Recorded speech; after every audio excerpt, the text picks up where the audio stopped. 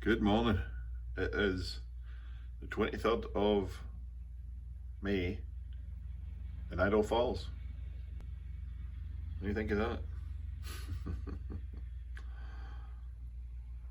That's a bit of a shock to wake up to. Look out the window, think, oh, let's go do this, let's go do that, and the snow's falling.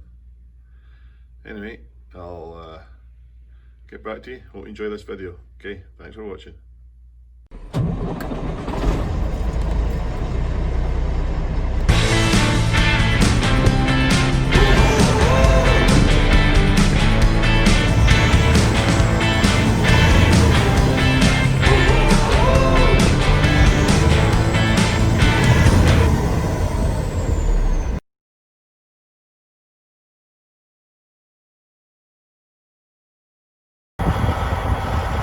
So good morning. Here we are in Idaho Falls on the 23rd of May. You think it was January? Introduce you to our latest member of the team. Cowboy shirt on. This is Clay from Texas. Hello everybody. To give you an idea, it's 88 degrees in Midland right now. So what do you think of the snow? Unexpected. Wasn't expecting it. So you ready to run across Wyoming in the snow? Nope. Have you done it before? Nope. Well, I am ready. it'll be an experience for you. Alright. So, what happened in the oil field? Get bombed. Quiet. Gotta make some money. Yeah. So he's got a load of spuds. First time over the road heading to, where is it you're going? Florida. Florida, okay. Just going to get to Florida and pull up to the first person you see and say, where do you want these spuds? Think so. Alright, we're going to go get some breakfast here, but good luck. Anything you want to say on YouTube here for your first time? I'm on, we love you. Okay, see you later. How is it going? Monday night, the 25th of May, and I'm remaking this video. I just made one there and it was rubbish. Thought, how would you expect anybody to watch that boring drivel that you've just spewed out onto that camera? So we'll go again. Update is this. Yellow truck, worked on it till Tuesday night. It was fixed last week. Wednesday, I went to Twin Falls with it, picked up a load for Wes, who got a lift up through Highway 95 from Vegas up to Twin. I gave him the truck, and that was me stranded there. So I had made arrangements with one of my pals here to pick up his truck that was in Twin Falls, but I didn't know that it hadn't run for a couple of years. So I arrived at the place to pick it up, and the guys are jump starting it and spraying ether into it. I thought, oh, this is not going to be good. And I was right, it wasn't. So we ended up driving 5 miles up the road. It lost all its air, and the spit valve at the bottom of the air dryer just packed up, and all the air was just going, here's the layman's terms. If you build up the air, it goes psh, ch, ch, ch, ch, ch, ch. Well, this one was just going ch, ch, ch, ch, and all the air was coming out. So didn't build air. I had nothing with me, no tools. It was raining. I ended up having to lie on the ground, take some pictures for Jeff so that he knew what to pick up. So soaked to the skin.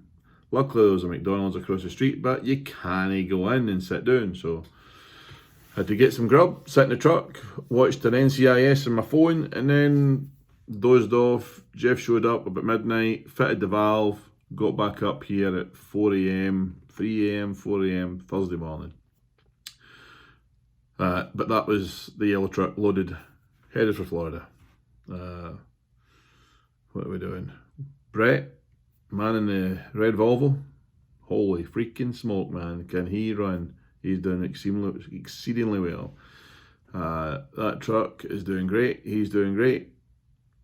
I hear from him if I see his name on the phone, I know it's a relevant thing. So he runs well, pleased with the man, pleased with the truck. So he is somewhere. Where's he? He's in Vegas. He's in Phoenix tonight, Vegas tomorrow, and we'll get him reloaded and a money load off of Bakersfield, California, or down into Nogales, the Mexican border. Wes, he's bounced back and will unload in Phoenix tonight. He's got a drop tonight, and then 2 in the morning in Tolson, Arizona. So he will definitely be going to the Mexican border to grab some watermelon. What else? Oh, yes. You'll have seen at the start of the video there, Clay. Clay is the guy that we met in the oil field last year. He was working for the same company as us. And then his company's lost a lot of work and it's dried up there. And so he's coming leased on to us. He got here on Thursday. Got him a trailer Thursday. Got him, I'd already sent away the paperwork for his registration. We got that through on Thursday. Got the results from his P-test. And out of the paperwork, he's after everything so that he's ready to run. And he picked up a load going to Florida on Friday. And there's a lot involved putting a truck in the road. You know, got to get the trailers, got to have the plates, got to have the registration, blah, blah, blah, blah. So got his fuel card activated, got him going. Picked up his load on Friday, did an oil change in his truck Friday night at Jeff's workshop, and one of the little bits that goes under the rocker arm between there and the valve, little thing, it looks like 3 5-pence pieces of 3 dimes, it fell off and came out through the oil drain. Jeff caught it and thought, uh-oh, that ain't good, never good. So we pulled the valve cover off it, and sure enough, it was missing. It came loose, and the valve clearances were terrible. So that means the engine's rattling and the valves aren't closing and the engine's very inefficient, and when it gets worse and worse and worse, you start to damage parts, and then eventually a piston's going to hit a valve, the valve's going to break, go down into the cylinder, rattle around, done. So we managed to get it caught, but the truck's still loaded. The trailer's still loaded and the truck's in the workshop. Saturday, Jeff pulled it apart, and myself and a guy, Rick, that owns that blue Kenworth in the previous videos, he runs out of Jeff's workshop as well there. So he and I went on to working in Jeff's other jobs while he went on to Clay's truck. And almost got it done, needed parts. Sunday night, what day is it? Oh yeah, it's Monday. So Sunday night, last night, finally we had to go get a bunch of cam followers, a new rocker cover, valve cover, whatever you want to call it. Got all that, fitted to Clay's truck, and got all the valves adjusted properly, and the thing runs like a dream, runs really well. So Clay's happy with that, and I'm quite happy with Clay, because he left on Sunday night instead of Friday night, and he's got till Wednesday to deliver the load. But it's a lot of pressure, it's a lot of distance to cover in that time. But he went out last night at probably the time we get the trailer hooked up, it was about 2 in the morning, and he headed out, knocked out a bunch of miles, had a sleep, got up and hit some more. So he'll have done over 1,000 miles in his first run out, in his first day. So credit where it's due, well done. So he's leased on to us. Paul, don't even tell you about Paul. He'll just be run. It's like a ping pong ball.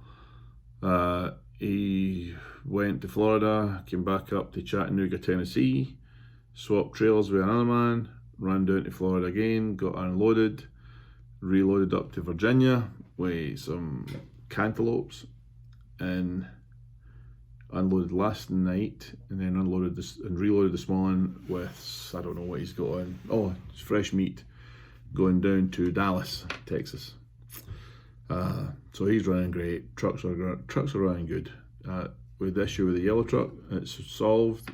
We'll get Clay's truck up to a good standard to run. Whether he decides to keep it or not is up to him. And the little putt in the oil field, my goodness, it is working well. We had a little issue with a flat battery and a battery connector or whatever it was, but That was a little call out, and the guy tightened up the battery connectors. When you're not there to take care of these things yourself, you're at the mercy of oil field mechanics. But you would think they would be a little bit more desperate for work, but no, $140 to jumpstart your truck. It's what it is. But it's working. And that leaves me here. And so because Jeff put my yellow truck in ahead of the, he stopped what he was doing, put that on, that meant all his work was backing up. And so I decided that I would help him catch up, and stayed in the hotel here and worked till 1, 2 in the morning with him. And I tried to do some of my dispatching in the daytime at the hotel, and I used their business centre to get Clay's paperwork all up and running and get things, a lot of admin stuff done that I've been falling behind in. So got all that done, and so that was, I worked there to catch up for the yellow one, and then with Clay's truck, so I ended up working in that, and I'm quite pleased with what I did, because did an awful lot of work in putting the 4th axle onto a tractor unit, so that it can heavy haul. So yeah, not bad. But the main thing I need to do now is get my freaking butt in a plane and get home, see my wife, so that she recognised me when I walk through the front door. Well, hold on a minute. There's a call there. I will call you back. So, but that's it. Need to go home. Need to go on holiday, but I don't know if I can do that. There's flights going to Tenerife in June. Can we get on them? Who knows? Can you get back? Who knows? They're supposed to be reducing the restrictions. I don't want to get there now, and then when it's time to come back, then the restrictions are lifted, and then it's like you've spent 2 weeks in house. So I would love to spend 2 weeks in the house with my wife and watch some telly and eat some grub and go for walks and do all that, but stuck here doing this. Phoned an immigration lawyer the day to see how that could get sorted out, but he didn't have a lot of extra information for me other than be careful and what you do, because you could be in a bad spot because you're leaving the country knowing that you're going into a virus area. Although I don't know how it works. It seems to be quite strict at home, but here it's hard to tell. A lot of the restaurants are open back up, although every alternate seat is only used like booths, every second one, and they stagger them so that you'll know actually. Who knows? But all the people that are serving you have got their masks on and their gloves on, and the menus are paper, like an A4 sheet of paper. You look at it and then you throw it in the bin after you're done with it. So, but that's what's happening here. That's what needs to be happening there. I've got 4 empty trucks to load on Wednesday. Clay will be in Plant City, Florida, right by Tampa. We should get him out of there quite easy. Paul will be in Dallas. We'll get something out of there, all right. And the other 2 guys are going to be in Phoenix area and Vegas. So should be able to load them strong money out of the Southern California and Nogales with the watermelons and all that type of stuff. So that is what's happening. Quite pleased with the business side of things. Sure like to be going home. It's months and months since I've seen my wife and the grandkids over there, and so I need to do something about that. Make it happen somehow. Probably end up going on a freaking freight ship that you see these dodgy guys working their passage in a boat.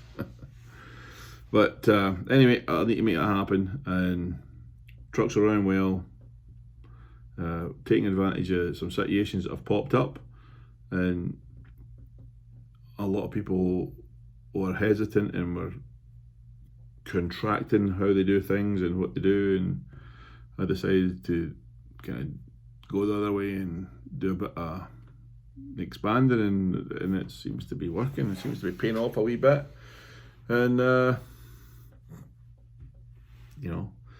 you could have done the exact same thing and it didn't work out and you're an idiot for doing it. My pal Bob used to say that. You do one thing and it works out and you're a hero. You do the same thing and it doesn't work out and you're an idiot for trying. So we'll see how this ends up. I might end up regretting these videos and saying things like this. I can always take them back off, eh? So, but that's it.